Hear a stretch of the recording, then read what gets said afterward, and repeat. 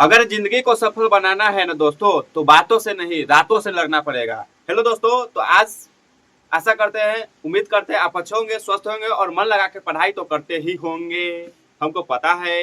और आप लोग का एग्जाम का तैयारी होता ही होगा। इसी से रिलेटेड कुछ बातें कर लेते हैं। क्लास 12th का हम लोग लॉन्ग वीडियो यानी लॉन्ग क्वेश्चन बना भी दिए हैं 2 और उसी 2 में से हो सकता है एग्जाम में रहेगा भी। और आज हम लोग तीसरा क्वेश्चन से पढ़ेंगे। तो हिस्ट्री पढ़ते हैं और हिस्ट्री का फुल जानकारी हम लोग लेंगे। जैसा कि आपको पता है कि सारे नोट्स आपको फर्स्ट चैप्टर का पढ़ा दिया गया है।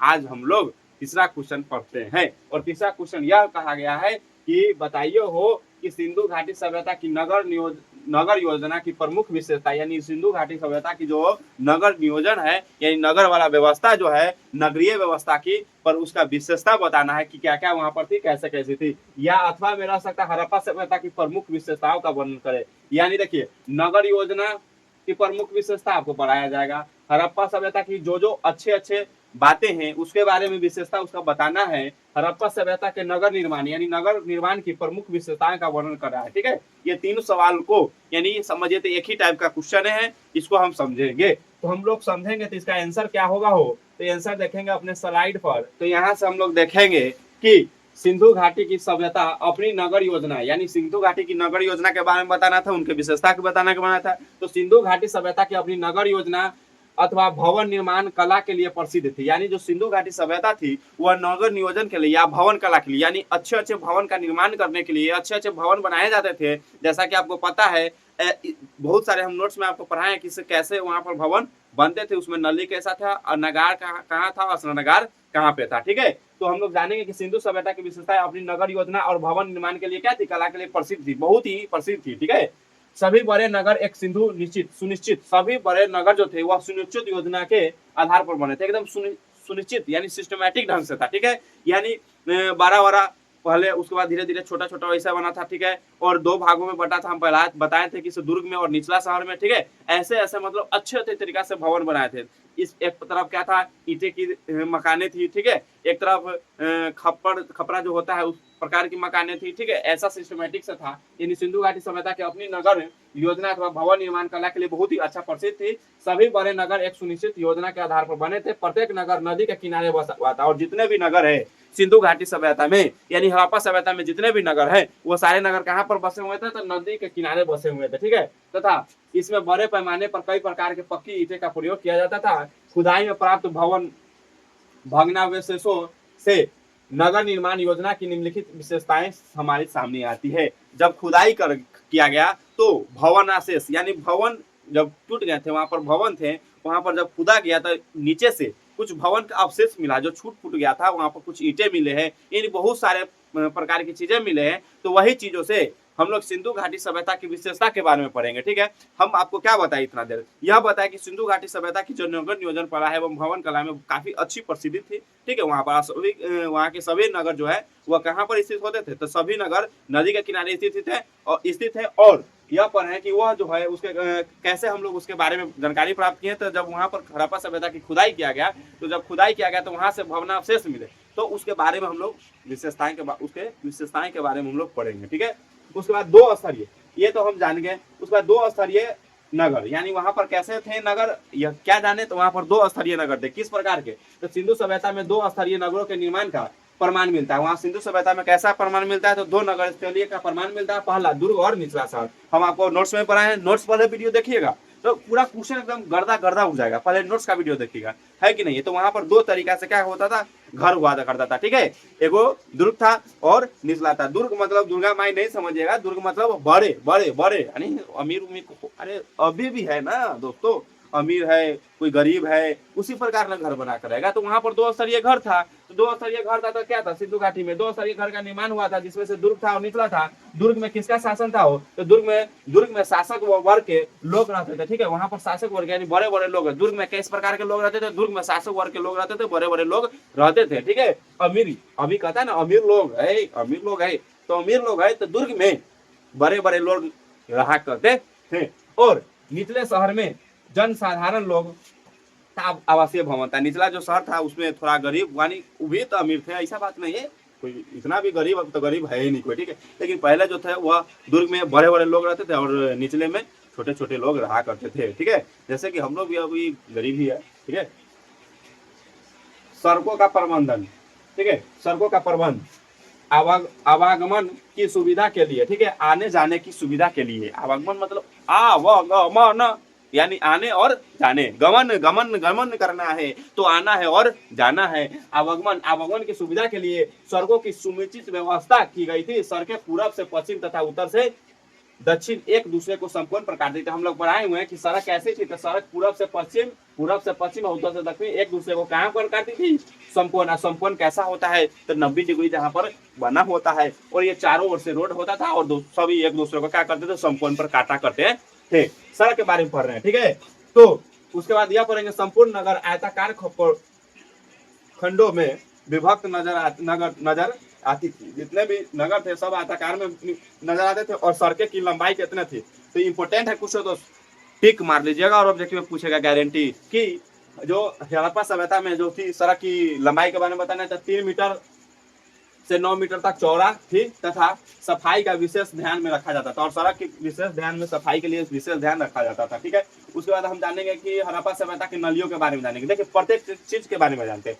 तो नली कैसा था, तो नगर निर्माण की एक अन्य विशेषता है गंदे जल के निकास की सुंदर व्यवस्था थी। यानी नलियों यानी जो खराब जल होते थे, देखिए बहुत सारे कूड़ा कचरा हो जाता है तो घर में सीधे निकाल के फेंक देता है, पानी कहीं फेंक दिया, रोड पर पूजा। अब भी कहीं कहीं गाँव में, तो हमारे गाँव में तो खुद ऐसा ही होता है, पानी कहीं फेंक देता है, बताइए घर पर सिस्टम है। लेकिन वहां पर ऐसा व्यवस्था नहीं था दोस्तों, वहां पर था लोगों के पास जुनून था, तो जुनून था, आगे बढ़ने की क्षमता थी, अच्छे से रहने की क्षमता थी। तो वहाँ के जो लोग थे नगर निर्माण की एक अन्य विशेषता गंदे जल यानी जो खराब जल होते थे उसके निकास के लिए सुंदर व्यवस्था किए थे कि घर में गंदा पानी बहकर नली की घर से गंदा पानी बहकर नली की नलियों में चला जाता है। यानी घर में नहीं, घर से बोल के घर से गंदा पानी बहकर कहाँ चला जाता है, नलियों में चला जाता है। फिर छोटी नलियों बड़ी नलियों में मिल जाती है और छोटी नली कहाँ पर मिल जाता है, या घर से गया नली में गया, छोटी नला कहाँ पर, अरे घर के साइड में नली है और नली में क्या चल गया, पानी यानी खराब पानी, ठीक है, खराब जल। और वह जल डायरेक्ट किससे नली से कांटेक्ट है, तो रोड साइड में जो बड़े नली है उससे कांटेक्ट है और वह बड़ी नली में जाकर मिल जाती है और जो अंतर में विशाल नालों में मिलकर शहर के बाहर चला जाता है और बड़ा नालों में मिलकर शहर के क्या चला जाता है, बाहर चला जाता है। और इन नलियों द्वारा नलों में स्थान पर मनहोल बने हुए होते हैं जहां पर गंदगी को आसानी से साफ किया जा सकता है। और हमारे शहर में यानी उनके हड़प्पा सभ्यता के शहर में ऐसे ऐसे गंदगी साफ हो जाते थे। तो 3 चीज के बारे में पढ़े अभी। और उसके बाद पढ़ेंगे हम लोग भवन तथा सार्वजनिक स्थान, भवन तथा सार्वजनिक स्थान के बारे में पढ़े।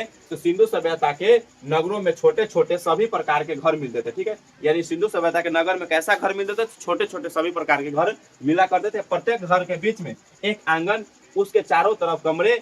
देखिए अब देखिए किस प्रकार वहां पर घर थे, ठीक है। यानी सार्वजनिक स्थान यानी जहां हम लोग रहते हैं, जहां वो लोग रहते थे, कैसे घर बनाते थे। तो सिंधु सभ्यता के नगरों में छोटे छोटे एवं सभी प्रकार के घर मिलते, छोटे भी मिलते थे, कुछ बड़े भी मिलते थे और प्रत्येक घर के बीच में एक आंगन मिलता और जितने भी घर थे तो उसके बीच में एक आंगन रहता था और उसी के चारों तरफ कमरे होते थे। आंगन के चारों तरफ क्या थे, कमरे थे और आंगन थे और रसोई घर भी था, शौचालय भी था और स्नानागृह भी पाया जाता था। भवन निर्माण में आडंबर अथवा सजावट यानी सजावट की ओर कम, उपयोगिता की ओर अधिक ध्यान दिया जाता था। उसके बाद सार्वजनिक स्नान घर। तो मोहनजोदड़ो का सबसे महत्वपूर्ण सार्वजनिक स्नानघर था। सबसे महत्वपूर्ण सार्वजनिक एक विशाल स्नानागार था, इसके उसके स्नान करने वाला, ठीक है। उस स्नानगार की लंबाई कितना थी, तो लंबाई 12 मीटर, चौड़ाई 7 मीटर और गहराई जो थी 2.5 मीटर थी, यानी 2.5 मीटर। इसको याद करना है कि सबसे अच्छा यानी बड़ा स्नानागार कहाँ था, तो वो मोहनजोदड़ो में था। और लंबाई कितनी, तो लंबाई होगा 12 मीटर, चौड़ाई 7 मीटर और 2.5 उसका क्या होगा, ऊंचाई होगा, ठीक है, यानी गहराई। इसमें उतरने के लिए सीढ़ियां भी बनाई होती है और उसने स्नान करने के लिए, स्नान करने वाला जो था स्नानागार, उसमें जो उतरता था स्नान करने के लिए तो सीढ़ी बनाया था। तो वह सीढ़ी इस स्नानागार का फर्श पक्की ईंटों का बना था। कैसा बना था फर्श, तो फर्श जो बना था वो पक्की ईंटों का बना होता था। इसको भरने के लिए पास के एक बड़ा कुआं तथा स्नानागार का प्रयोग संभव एक विशेष अवसरों का सार्वजनिक स्थान के लिए किया जाता है, ठीक है। अन्नागार क्या होता है, तो अन्नागार, स्नानागार के बारे में पढ़ लिए। अब अन्नागार के बारे में हम लोग पढ़ेंगे कि अन्नागार क्या होता है, ठीक है। तो अन्नागार में उत्पादन या कर के रूप में वसूला जाने वाला अनाज, अन्नागार में क्या होता था, तो उत्पादन यानी हम लोग उगाते हैं, या उसके रूप में यानी कुछ कर के रूप में जो हम लोग वसूलते हैं वसूलते हैं, यानी उस समय कर भी लगता था, ठीक है, उसके रूप में वसूला जाता था। हम बताए थे कि ना अन्नागार के बारे में, जो कर वसूल लेता था और गरीब लोगों को बांटते थे, ठीक है। और जब रखते थे, वसूला जाता था। हड़प्पा के अन्न भंडारों में के बगल में ईंटों के गोल घर चबूतरे में बने हुए थे, चबूतरे बने हुए थे, यानी हड़प्पा के अन्न भंडार जो थे के बगल में जो ईंटों के गोल घर गोलाकार चबूतरे बने हुए थे, संभवतः यहाँ अनाज को साफ किया जाता था। वही चबूतरा रंग क्या किया जाता था, अनाज को साफ किया जाता था। इस प्रकार अन्न भंडार सिंधु घाटी सभ्यता की एक अपनी विशेषताएं थी। उपयुक्त विवरण से पता चलता है कि सिंधु घाटी की सभ्यता बड़े नगरों की सभ्यता थी। यानी इस सारी विशेषताओं से पता चलता है कि सिंधु घाटी जो सभ्यता थी ना, वो बहुत अच्छे नगर थे, बड़े नगर थे, ठीक है। सुंदर शहरों, नलिया एवं गलिया वो साफ सफाई से इस बात का संकेत मिलता है कि यहाँ कोई नियमित शासन व्यवस्था थी जो अपना काम बड़ी सावधानी से संपन्न करता था, ठीक है। अच्छा लगा है कि नहीं लगा है दोस्तों? तो हम लोग समझ गए। जब समझ गए हैं तो इतना ध्यान रखिएगा कि इसका आप लोगों को स्क्रीनशॉट तो लेना ही चाहिए। क्वेश्चन यहाँ पर है, ठीक है, क्वेश्चन यहाँ पर है। क्वेश्चन यहाँ के बाद आंसर हम लोग कहाँ देखें, यहाँ पर देखें आंसर, ठीक है। देखिए छोटा कर देते हैं जिसके कारण से आप अच्छी तरीका से ले सके, ठीक है। क्या स्क्रीनशॉट, देखिए आंसर यहाँ से पूरा आंसर आपको मिलेगा, ठीक है। आंसर हमारी एक कटाक से स्क्रीनशॉट लीजिए, ये है आंसर यहाँ का, ठीक है। और यहाँ तक पढ़ा दी नलियों का प्रबंधन। देखिए 1 2 3 पॉइंट पर है नलियों का प्रबंधन, और चौथा पांचवा यहाँ पर है, ठीक है। छठा सातवां सब है यहाँ पढ़ना है, ठीक है। 4 5 यानी और यहाँ पर। और अब इतने बड़े हैं, यानी इस क्वेश्चन से अन्नागार के बारे में पूछ दिया कि हड़प्पा सभ्यता का अन्नागार के बारे में बतावे तो ही बताएंगे। एक क्वेश्चन से सारे क्वेश्चन बन सकते हैं, ठीक है। तो आशा करते हैं कि आपको यह क्वेश्चन अच्छा लगा होगा, समझ में भी आया होगा। और फिर मिलते हैं हम लोग नेक्स्ट वीडियो में। तब तक के लिए जय हिंद, जय भारत।